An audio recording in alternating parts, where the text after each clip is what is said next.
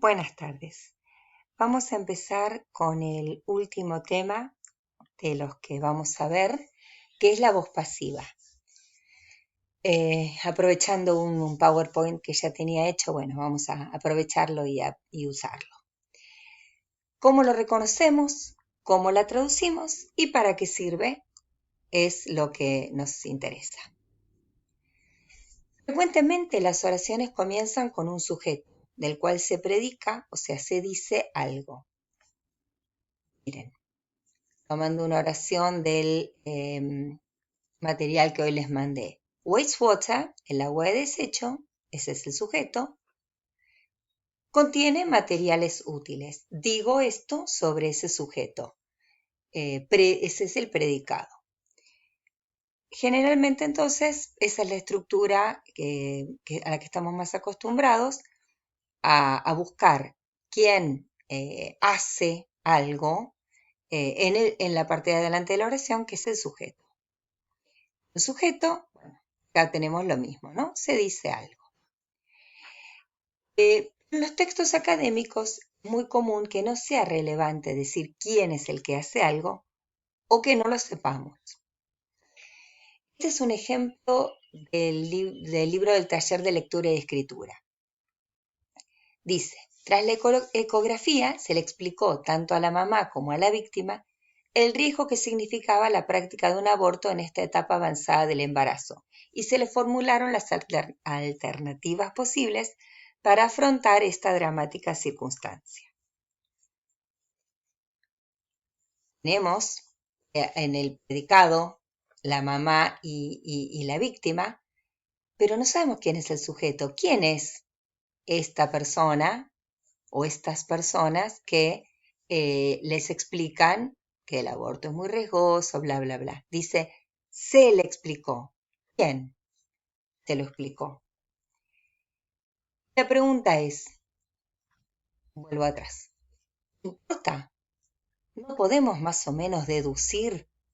Seguramente fue alguien dentro del personal del hospital, médico, médica, enfermero, enfermera, psicólogo, asistente social, pero sobre todo, ¿importa quién fue? Creo que no. Acá tenemos otro ejemplo también del texto que les estoy mandando hoy.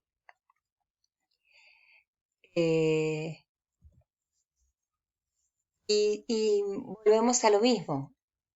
La reutilización del agua residual ha sido practicada en muchos países. ¿Quién la practicó? Bueno, qué sé yo, la gente que vivía en esos países, ¿no?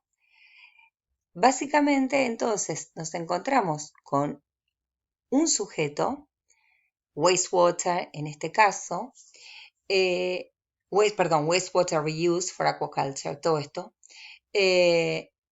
pero que no es el que hace esa acción. El que hace esa acción, ya sea de practicar la acuacultura, o de explicarle a la víctima y a su mamá, o de formularle alternativas, en fin, todas estas personas están como fuera del foco de nuestra imagen. Bien. Entonces, cuando el foco se pone en los hechos y no en el sujeto de la oración, en español usamos una de estas alternativas, o voz pasiva o una estructura con se. Se le explicó a la víctima. Y en inglés nos queda solamente la voz pasiva, no tenemos otra manera. En castellano también incluso podríamos omitir el sujeto, usar sujeto tácito, poder decir le explicaron a la víctima. Y no sabemos quiénes son esas personas que le explicaron. En inglés, la única alternativa que tenemos es esta, voz pasiva. Y es muy frecuente. Van a ver que en el texto de la acuacultura aparece mucho y en el otro texto que estoy enviando sobre el vidrio también aparece mucho. Y van a ver por qué. Acá tenemos unas cuantas más del texto de acuacultura.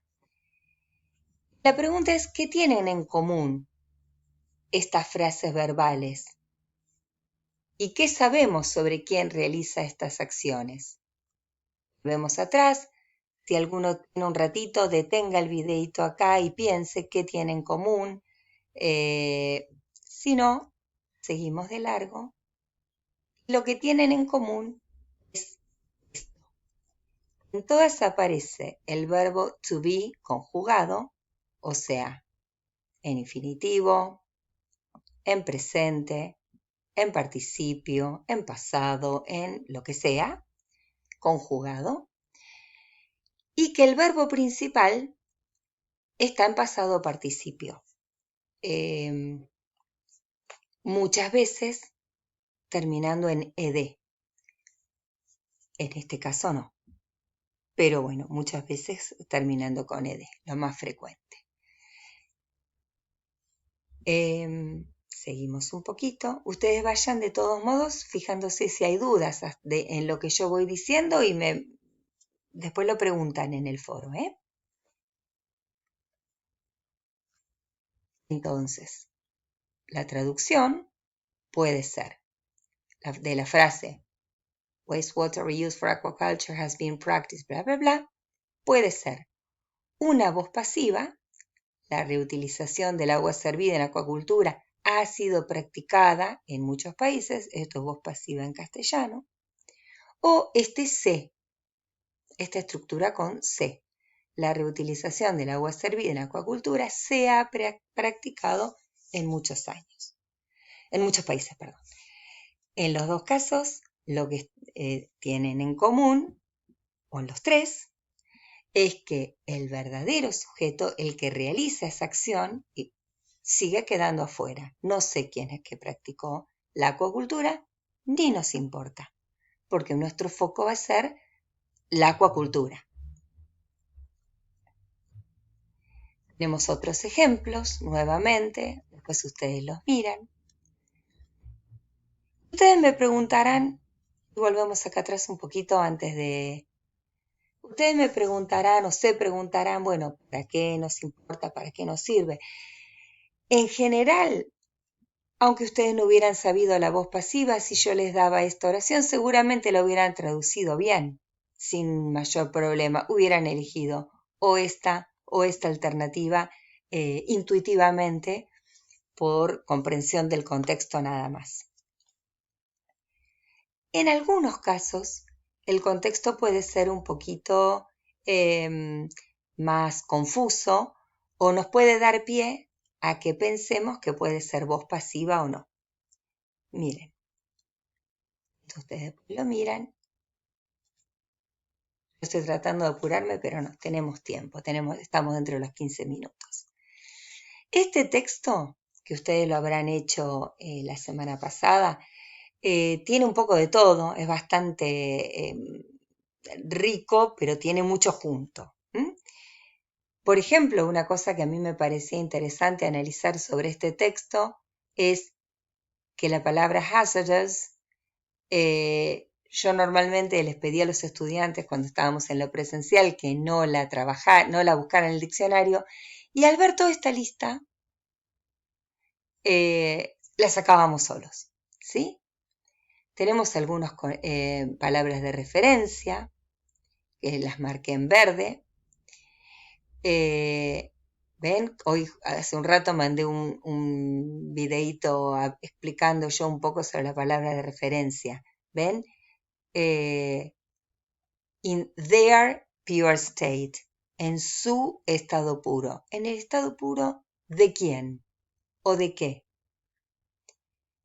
O esta posibilidad. ¿Cuál posibilidad? Eso es lo que siempre nos tenemos que preguntar cuando estamos hablando de referencia. Incluso una manera de chequearlo es si yo creo que la respuesta correcta es en su estado puro, ¿de quién? De los químicos. Bueno, pongo en vez la expresión los químicos acá. Entonces digo, el efecto tóxico de los químicos en estado puro y queda bien. Entonces, hablaba de esto, ¿se acuerdan? Hablaba de hago rapidito una interpretación del texto porque por ahí a alguno le quedó alguna duda y entonces no tiene mucho sentido la explicación que haga después. Hablaba de que hay una lista de materiales potencialmente peligrosos y en este párrafo se planteaba muchas veces la posibilidad de que el químico no estuviera en su estado puro. Fíjense, supuestamente, puro con comillas, certeza con este prefijo negativo, su composición exacta, impurezas, ¿sí? Montones de veces nos plantea, bueno, el químico puede no estar en un estado puro, puede haber impurezas. Seguramente la gente que trabaja, que de ustedes los que estudian estos temas, la gente de química o de ingeniería, se les podrán ocurrir un montón de ejemplos. A mí lo que se me ocurre es este frasquito que tenemos que llevar cuando nos hacemos un análisis de orina, porque muchas veces uno llevaba un frasco cualquiera, uno de dulce vacío, y dentro del resultado salía algo que había quedado en el frasco de dulce, no algo que estaba en mi organismo, ¿no es cierto? Entonces, a eso se refiere, a que tengo que considerar esta posibilidad. Miren, debo considerar esta posibilidad al interpretar los datos, porque acá viene la parte en la que me quería detener. Fíjense, por ahí si yo pienso en la estructura a la que estoy acostumbrada dentro de una oración, voy a pensar, un efecto tóxico causa contaminación. Es razonable. Un tóxico va a causar contaminación. Sin embargo, esta oración está en voz pasiva. Miren, está el verbo be y está el verbo en participio, como habíamos visto por acá atrás. A ver, ahí está el verbo be. En este caso está en infinitivo, pero podría estar conjugado. Y hay un verbo en participio. Entonces, no estoy diciendo este es el sujeto, este es el que causa, o mejor dicho, sí es el sujeto, pero no es un sujeto que realice la acción. El que realiza la acción es este que está acá atrás. No es que el efecto tóxico causa contaminación, sino que el contaminante de esa muestra, causa el efecto tóxico. ¿Ven la diferencia? Y ven que por ahí, si yo voy avanzando, avanzando en la lectura, siguiendo la estructura en la que yo estaba acostumbrada, voy a trabajar esto como si no fuera voz pasiva, como si fuera voz activa, se le llama. ¿Sí? Entonces voy a pensar que arranco desde acá. Acá tenemos otro ejemplo de voz pasiva, pero seguro que acá ustedes no se hubieran confundido porque hubieran trabajado con su conocimiento y con su lógica. Esta posibilidad debe considerarse o debe ser considerada al interpretar los datos. ¿La posibilidad considera algo? No, la posibilidad es considerada o debe ser considerada. ¿Por quién? ¿Quién es el sujeto? Le llamamos sujeto real. ¿Quién es esa persona que está afuera de esta oración? Acá no nos dice quién es el verdadero sujeto. Bueno, seguramente será el técnico de laboratorio, la persona que está trabajando con la muestra. En este caso sí nos dice quién es el sujeto real, pero nos lo dice al final. No está ocupando el lugar habitual del sujeto. En este caso, porque no nos interesa. En este otro caso, porque nos interesa más enfocar en el efecto tóxico que en el contaminante. Nos interesa más decir, el efecto tóxico lo causa un contaminante o es causado por un contaminante que el contaminante causa el efecto tóxico. Ahora sí se me terminó el tiempo. Seguimos en el foro.